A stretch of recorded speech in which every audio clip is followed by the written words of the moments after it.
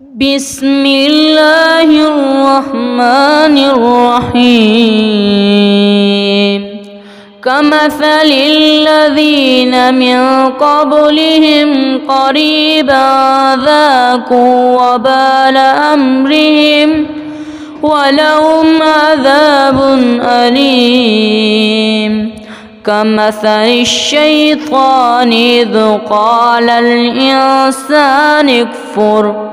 فلما كفر قال إني بريء منك إني أخاف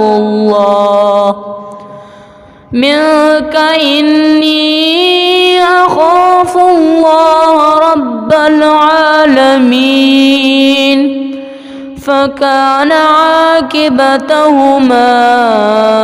أنهما في النار خالدين فيها